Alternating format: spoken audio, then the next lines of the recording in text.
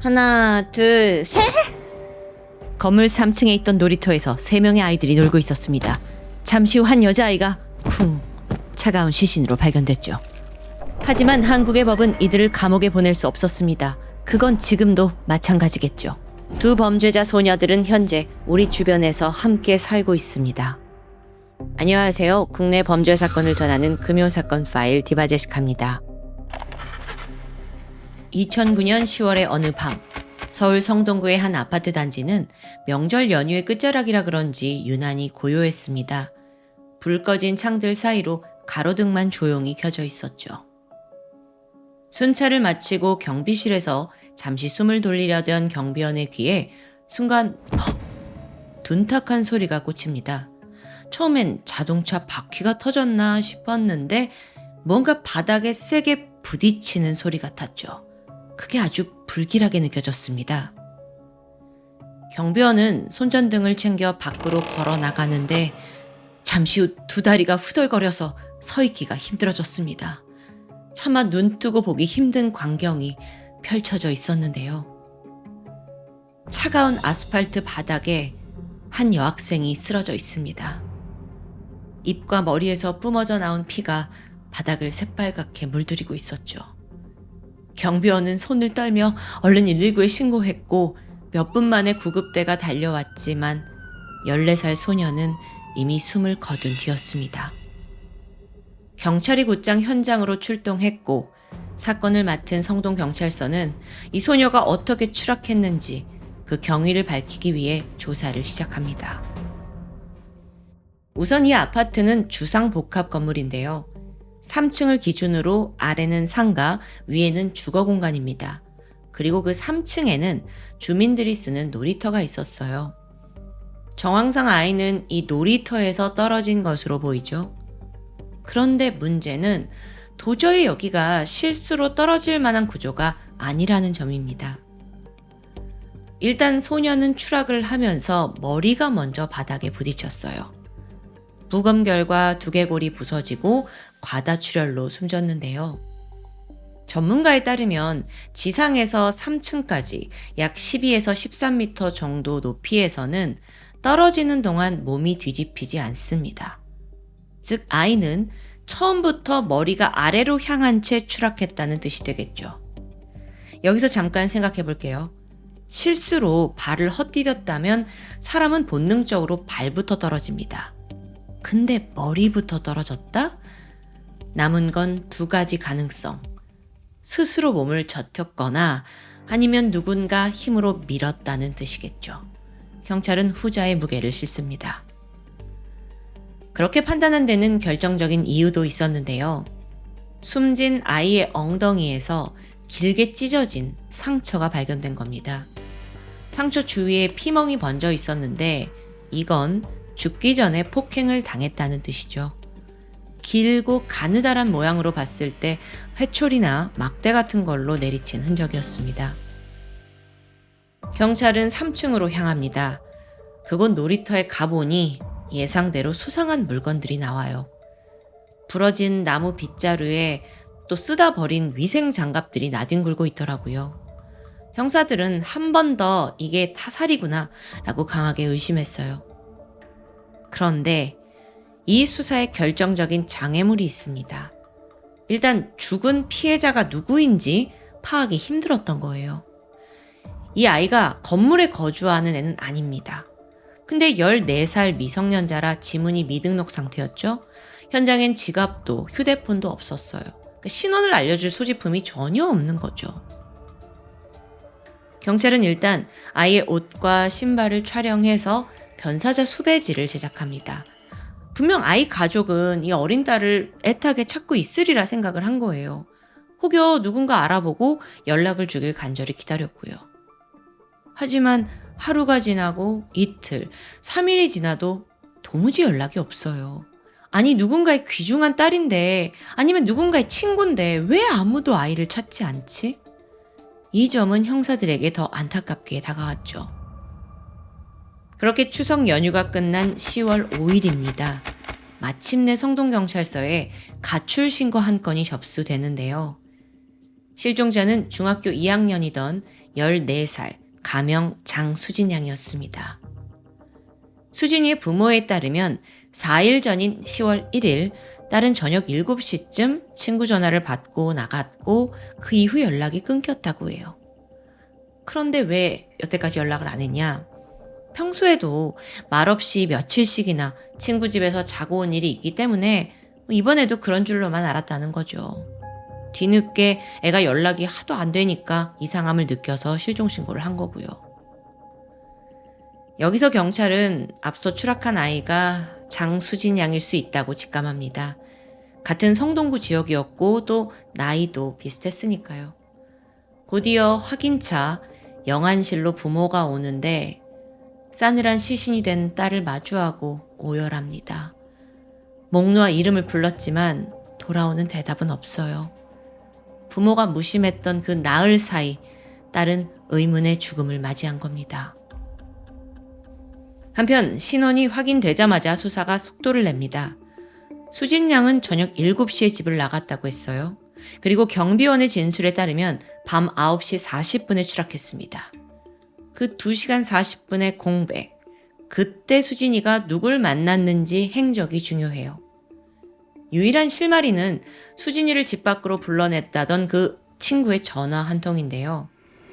통신 내역을 조회해보니 뜻밖의 인물이 떠오릅니다. 놀랍게도 그는 40대 남성이었어요. 14살 소녀와 40이 넘은 남성의 만남? 경찰이 실눈을 뜨면서 그를 소환했죠. 그런데 정작 남성은 전혀 예상치 못한 말을 해요. 그 번호 제 명이 맞아요. 근데 사실은요, 제 딸이 쓰고 있거든요. 걔요? 걔가 지금 어디 있는지 저도 모르죠. 딸이 쓰는 전화. 일단 그의 딸은 15살 가명 우서진 양입니다. 그리고 이 아이가 이른바 동네에서 소문난 불량 청소년이었어요. 작년에 중학교를 중퇴했는데 이후에 절도를 일삼았죠. 그러다가 오토바이를 훔친 일이 발각이 돼서 경찰에 붙잡힙니다. 근데 고작 14살, 15살 소년범이라서 감옥이 아니라 위탁 감호시설로 보내졌고요. 그 다음으로는 청소년 쉼터로 옮겨져요. 그래서 경찰이 추적을 해보던 중 또 문제에 봉착합니다. 한 달 전인 9월 초에 우서진이 무단으로 시설을 이탈했더라고요. 휴대폰도 꺼져 있어서 위치 추적이 불가능했고요.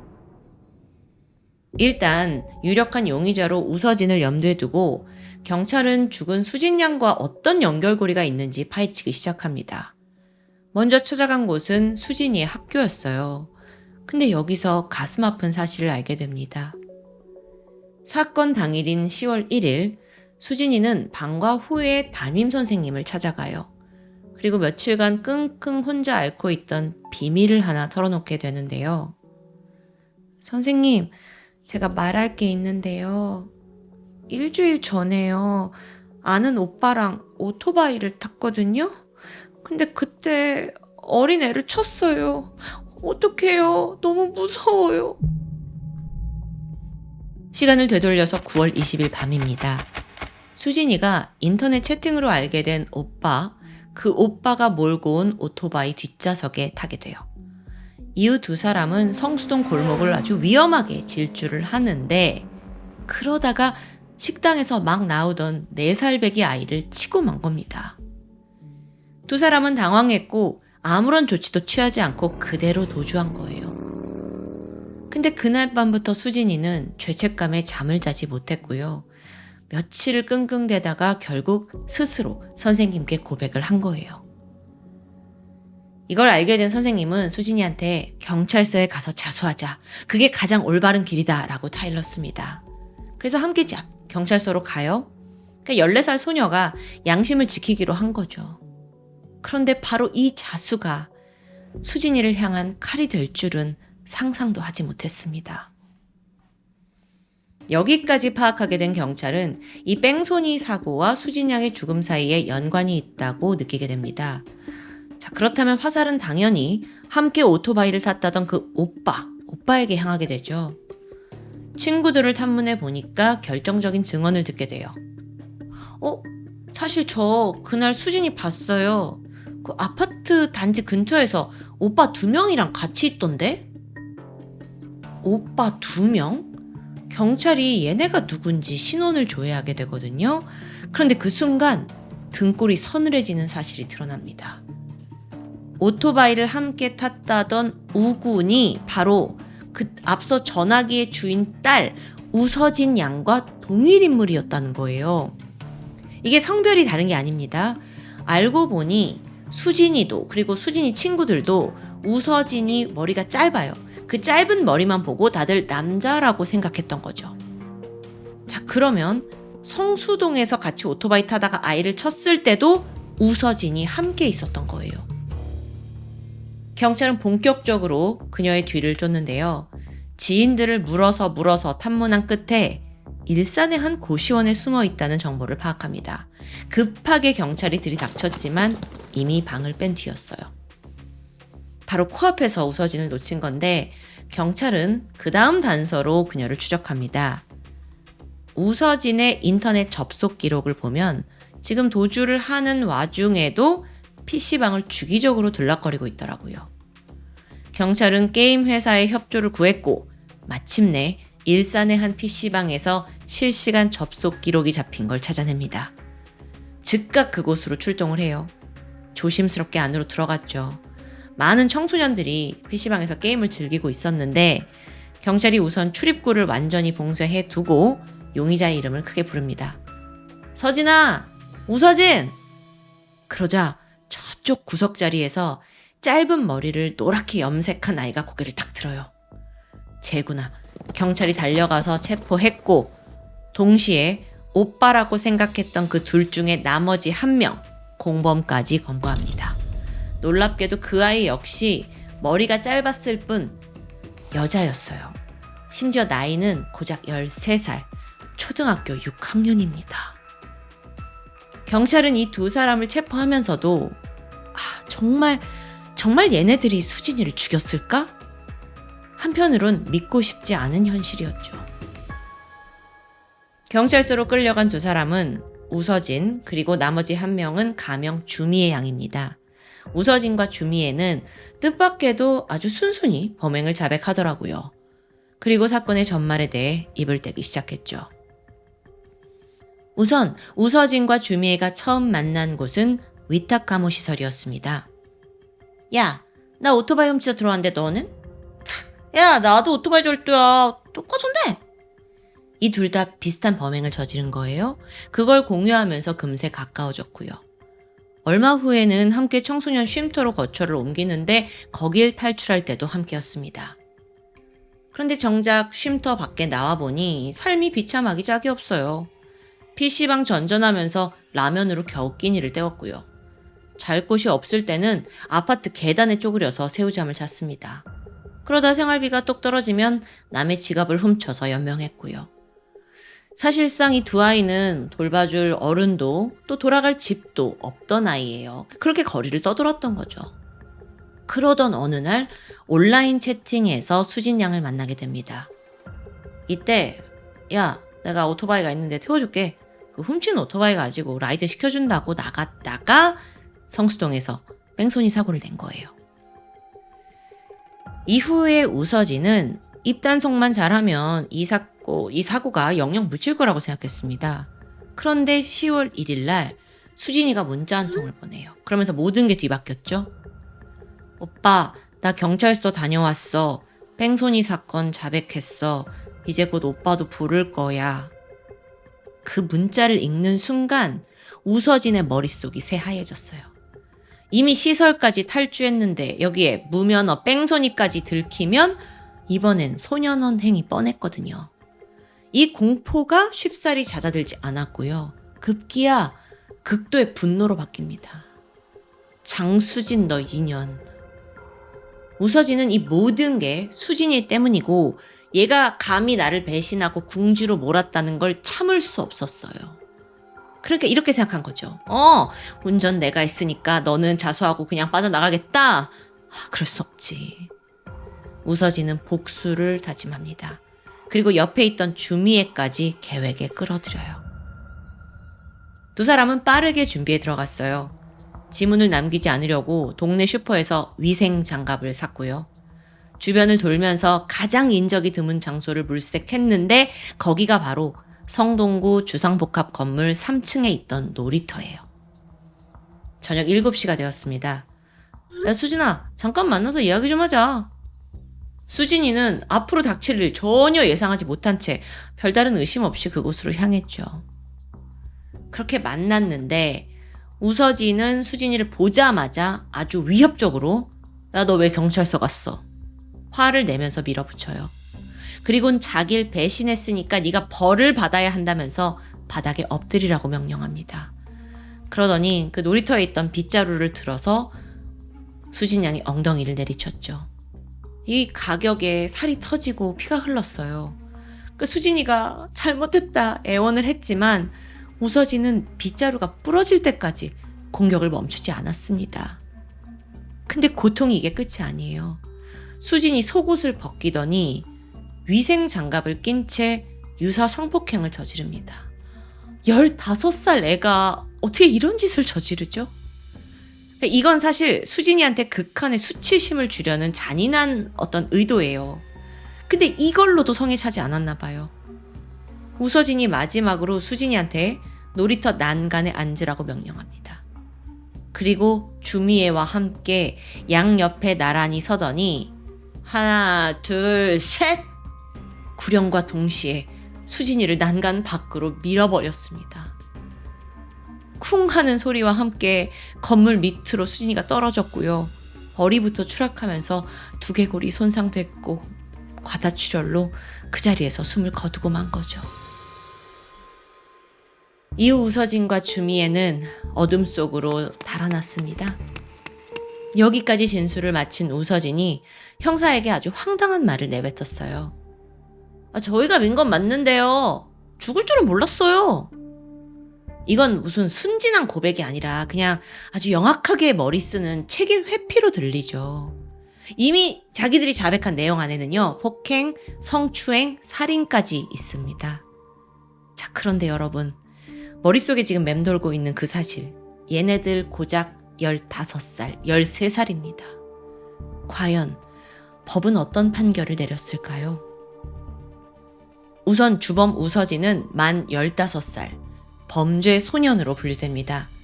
형사 책임 능력은 있지만 처벌보다는 교화를 더 중요시하는 소년법에 따라서 성인보다 훨씬 가벼운 형이 내려지죠.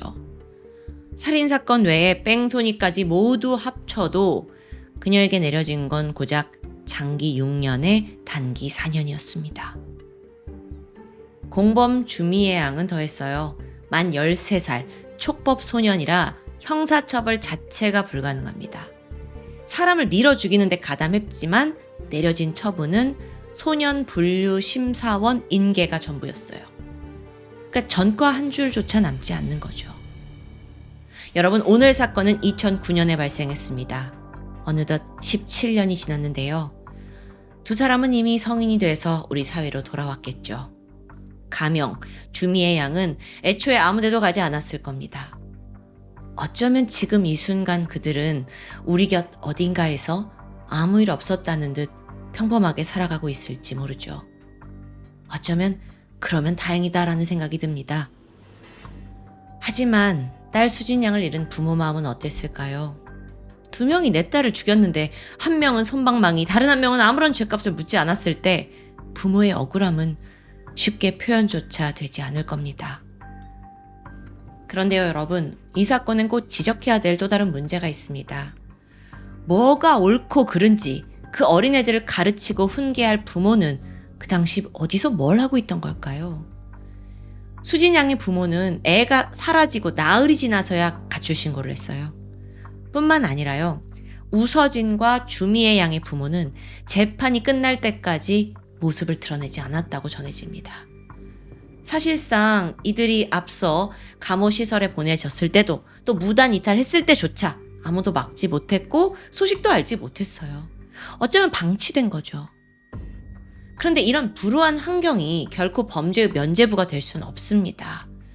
근데 방임과 제도의 허점 속에서 거리로 내몰린 아이들이 끝내 범죄를 선택하는 그 지경에 이르기 전에 우리 사회가 먼저 손을 내밀어야, 아니 손을 써야 하는 거 아닐까요? 지금까지 금요사건 파일 디바제시카였습니다. 2023년 7월 12일 오후 1시 20분 대전 112 신고센터에 한 통의 전화가 걸려왔습니다. 저 고등학교 3학년인데요. 생일 안 지나서 만 17살이에요. 만약에 학생이 살인을 저지르면 어떻게 돼요? 자백하면 그래도 감형받아서 징역 5년 받는 거 맞죠?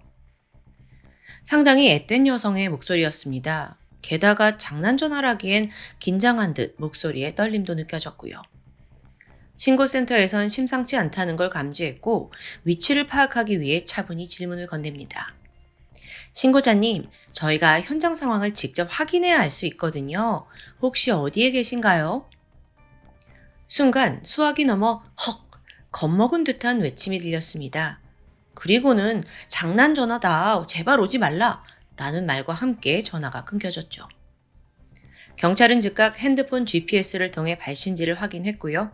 경찰이 출동 준비를 하려던 그때 머지않아 한 여학생이 아버지 손에 이끌려 자백을 하겠다는 내용이 접수됩니다. 그게 바로 전화를 걸었던 박양이었어요. 이들이 경찰을 이끌고 간 곳은 월평동의 한 아파트였습니다. 그곳에 들어간 박양은 손가락으로 한 곳을 가리켜요. 책상과 침대 사이 이불이 덮여 있었는데 그걸 걷어내니 여학생 한 명이 쓰러져 있었죠. 경찰은 서둘러 심폐소생술을 하면서 119에 지원을 요청합니다. 약 7분 뒤에 구급대원이 도착을 했지만 여학생은 이미 심정지를 넘어 사후 강직이 진행 중이었습니다. 그러니까 사망한 지 최소 1시간 이상 지난 것으로 추정되었죠. 피해 여학생은 박양과 같은 고등학교 3학년에 재직 중인 친구 이양이었습니다. 그녀의 목에 손톱 자국이 깊게 패여 있었는데요. 이게 단순한 사고가 아니라 명백한 사리를 가지고 목을 졸랐다는 걸 알 수 있었죠. 만으로 17살, 이 애띤 소녀들 사이에서 도대체 무슨 일이 있었던 걸까요? 두 사람의 악연은 2년 전으로 거슬러 올라갑니다. 친구의 소개로 만났는데 그리고 나서 이 둘이 절친이 됐어요. 고등학교 2학년에 올라가면서 같은 반이 됐고 더 가까워졌죠. 하루에도 수십 통의 문자를 주고받고 또 한시도 떨어지지 않을 만큼 특별한 절친 사이였습니다. 하지만 사건 발생 20일 전인 6월 23일 이양이 더 이상 만나지 말자라는 문자를 박양에게 보내게 돼요. 박양 입장에서는 갑작스러운 손절을 당한 거잖아요. 충격과 분노가 치밀었고 매일같이 메시지를 보냈습니다. 애원도 해보고 협박도 해봤지만 소용이 없어요. 아예 이양에게 답이 오질 않더라고요. 결국 7월 12일 박양은 돌려줄 물건이 있다라는 핑계로 일단 이양의 집을 찾아가요. 초인종 누르고 문을 두드렸지만 인기척은 없었습니다. 포기할 수 없었던 박양이 아파트 계단 한쪽에 앉아서 멍하니 그녀를 기다리고 있었는데요. 그러다 얼마 후 집안에서 이양의 언니가 나오는 것을 목격합니다. 근데 그때 안에서 언뜻 이양의 목소리도 들려요. 그러니까 지금 안에 있으면서도 나를 여태 외면한 거야? 여기에 박양의 분노가 폭발했죠. 이후 문을 막 부수듯이 두드리면서 고래고래 소리를 질렀습니다. 이렇게 하니까 결국 이양이 마지못해 문을 열었다고 하는데 두 사람이 잠깐의 대화를 나눠요. 근데 이게 잘 풀리지 않았는지 격렬한 언쟁에 급기야 폭행까지 이어졌습니다. 박양은 이양의 얼굴을 포함해서 몸 전신을 마구잡이로 때렸어요. 그런데도 분이 풀리지 않았는지 갑자기 이양의 목을 움켜쥐니다. 이양이 숨을 쉬지 못해서 막 킥킥거렸죠. 그리고 얼굴이 터질 듯 벌겋게 변했고요. 죽을 힘을 다해서 저항했지만 역부족이었어요. 그렇게 잠시 후 이양의 눈에 생기가 사라지면서 숨이 멎게 됩니다. 싸늘한 시신이 된 거예요. 이게 친구 박양이 집에 들어온 지 불과 30분 만에 벌어진 범행이었죠. 자, 여기까지 박양의 자백을 듣고 있던 경찰은 고개를 갸우뚱합니다. 손절당했다고 고3 여학생이 친구를 죽였다? 게다가요, 살인 후 박양의 행적은 더 의문스럽습니다. 먼저 그 죽은 이양의 핸드폰으로 언니한테 마치 살아있는 척 문자를 보내요. 연기를 한 거죠. 이제 그때 잠시나마 시간을 번 건데요. 이후에 이양의 핸드폰을 요기했고요. 또 자신의 것도 초기화합니다. 이건 분명 무언가를 감추는 듯한 모습이에요. 그래서 경찰이 이 자백 외에 뭔가 숨기는 게 있을 것이다 라고 판단을 했고 사건을 더 깊게 파고듭니다. 그렇게 서서히 두 사람의 진짜 관계가 드러나기 시작했죠. 사실 이들은 그냥 친구가 아닌 동성 연인이었습니다. 하지만 양쪽의 온도 차이가 극명했어요. 우선 피해자 이양에게 동성연애란 건 그저 사춘기 시절 호기심에서 비롯되었습니다. 반면 박양은 맹목적일 정도로 애정을 갈구해요. 이전에도 다른 여자아이를 좋아한다면서 집착하고 스토킹을 했던 전력이 있대요. 이번에도 마찬가지였던 거고요. 자신의 연인이다, 이양이 이렇게 생각하면서 이양의 곁에 그 누구도 다가오는 걸 허락하지 않습니다. 다른 친구들하고 나눈 사소한 이야기까지 다 알려고 하는 굉장히 통제적인 면이 강했던 것 같아요. 근데 뿐만 아니라 조금이라도 이양이 약속에 늦거나 자기한테 좀 소홀한다고 느껴지면 불같이 화를 내고 폭언에 욕설, 더 나아가 폭행도 서슴지 않았습니다. 내가 너 죽여버릴 거야 라는 말을 입에 달고 살았어요. 아니 근데요, 그러다가도 금세 사과를 하고 미안하다고 절절히 매달려요. 그렇게 둘은 헤어졌다 다시 만나기를 반복했죠. 그 사이에 이양은 당연히 점점 지쳐갔습니다. 심리적으로 위축되면서 통제받으면서 자존감도 떨어져요. 그런데 절벽에 몰렸음에도 끝내 박양을 버리진 못했습니다. 어쩌면 이렇게 폭력과 화해가 반복되는 가스라이팅 구조 속에서 이성적인 판단력을 잃은 것 같아요. 그리고 헤어나오지 못한 거죠. 그러다 2022년 7월 24일 갈등이 극에 달하게 됩니다. 이양이 약속 시간에 한 10분, 15분 정도 늦었대요. 근데 이때 박양이 만나자마자 들고 있던 우산으로 머리를 가격합니다. 그것도 2번이나요. 여기에 이양은 얼마나 충격을 받았겠어요. 하지만 결국에는 두 사람이 늘 그렇듯 카페에서 데이트를 하게 되죠. 근데 마침 이양이 그날의 일을 일기장에 고스란히 적어두었습니다. 뭐라고 적혀 있었냐면 차라리 머리를 맞고 피가 나서 죽어버렸으면 좋았을 거야. 이걸 통해서 이양의 심리 상태가 얼마나 불안정했는지 알 수 있었죠. 자, 그러다가 며칠 뒤에 방을 정리하던 엄마가 우연히 딸의 이 일기장을 발견합니다. 그 내용 외에도 보니까 지금껏 딸이 당해온 폭력과 두려움 또 절망감까지 적나라하게 담겨 있어요.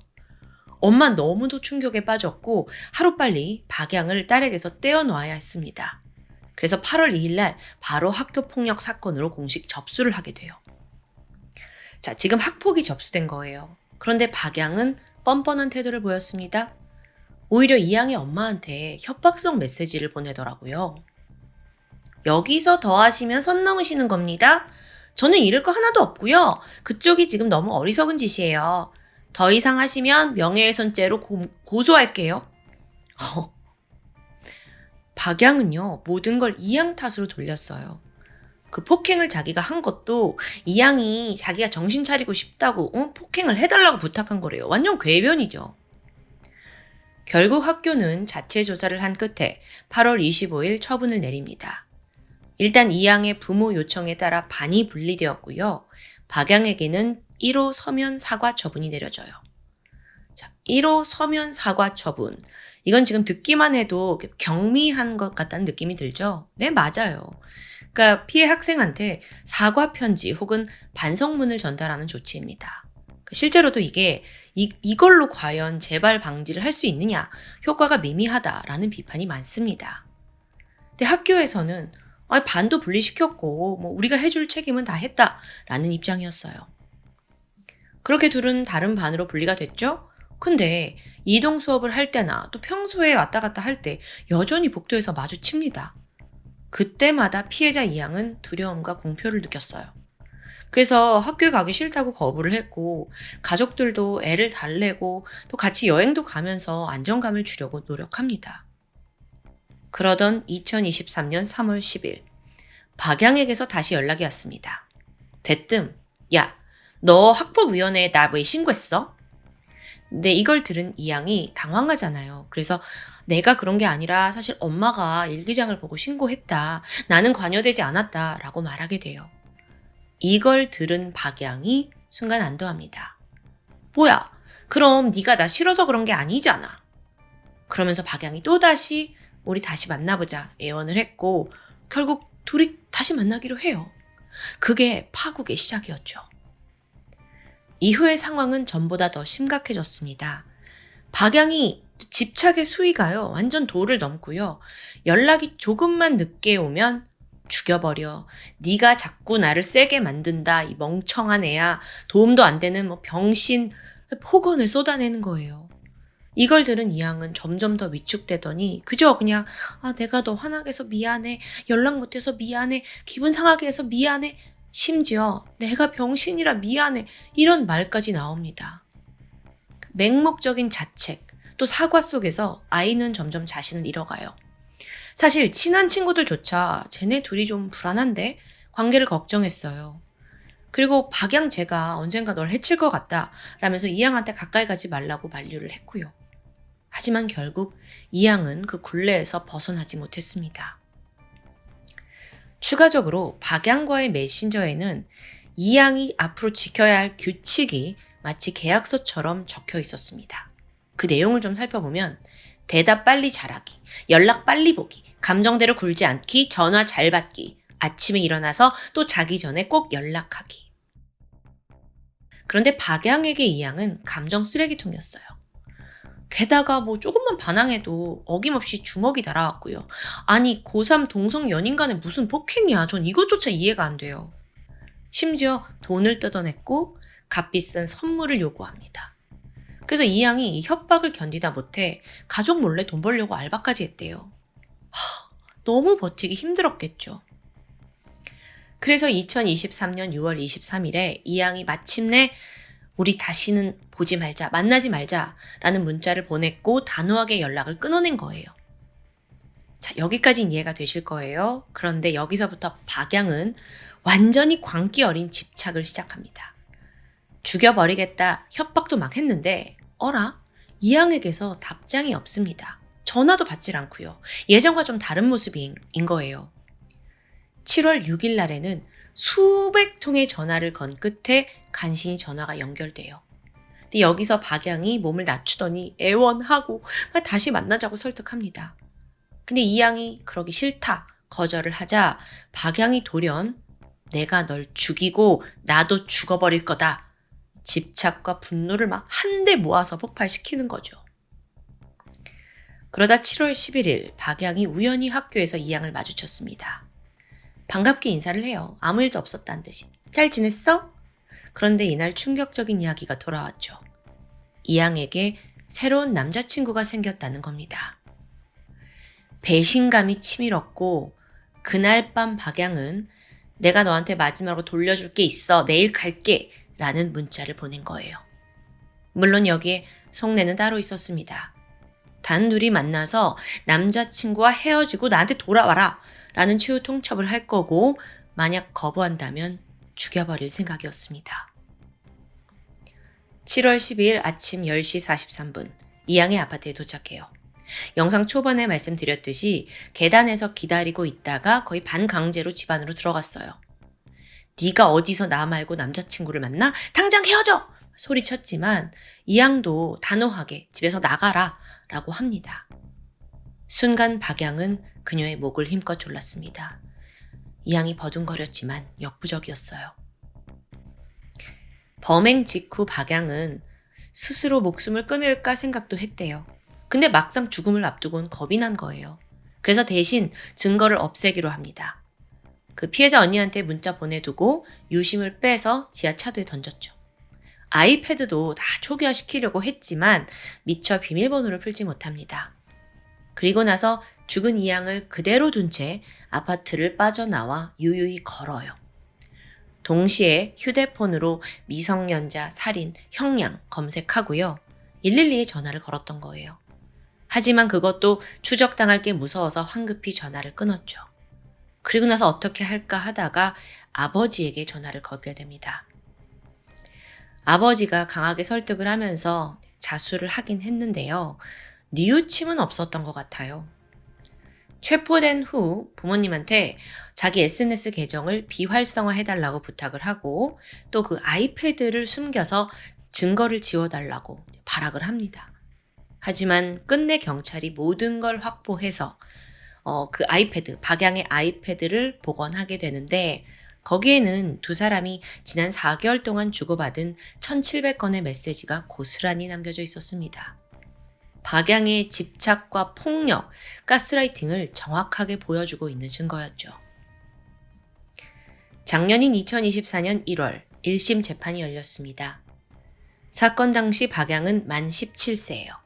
법정 미성년자죠. 그래서 소년 재판부로 넘겨졌는데요. 그녀는 우발적인 살인을 주장합니다. 범행 직후 정신을 차리고 자기가 심폐소생술도 했다라고 주장을 하고요. 또 변호사 측도 피해자한테 보낸 그런 무시무시한 문자는 청소년 연인 사이에 흔히 오갈 수 있는 말이다라는 얼토당토하지 않은 주장을 펼쳤습니다. 더불어 가해자의 가족들도 두 애들이 워낙 절친이었다. 처음부터 결코 살해할 목적은 아니었을 거다라고 거듭니다. 사실요, 이 재판의 핵심 쟁점은 박양이 집에 어떻게 들어갔냐 이 경로였어요. 먼저 피해자 유족 측은 박양 얘가 무단으로 우리 집 비밀번호 누르고 들어온 거다라고 주장을 했거든요. 이게 알고 보니까 박양 수첩에 그 도어록 비밀번호가 적혀 있더라고요. 이걸 또 휴대폰으로 찍어서 저장해뒀고요. 그런데 경찰과 함께 자수하려고 박양이 현장에 들어갔을 때는 이 양이 문을 나 열어준 거다라고 말하면서 또 나는 물론 비밀번호를 알고 있었지만 문을 열어준 거다라고 주장을 했어요. 이게 어딘가 좀 앞뒤가 맞지 않는데 사실관계를 밝힐 수 있는 결정적인 물증이 없었던 거예요. 그래서 결국 재판부는 박양이 무단으로 침입했다는 증거가 부족하다라고 판단을 했고요. 우발적 살인이 인정됩니다. 이거에 따라서요. 플러스 자수를 했고 또 초범이었고 미성년자라 교화 가능성이 크다는 점에서 그녀에게는 장기 15년, 단기 7년이 선고되죠. 그런데 판결 직후 박양은 검찰보다 빠르게 항소장을 제출합니다. 선처를 호소하면서 반성문까지 제출했죠. 또 유족들한테도 편지를 보냈고요. 아니 그런데요. 그 내용을 보면 내가 죽길 바라신다면 지금 죽겠습니다.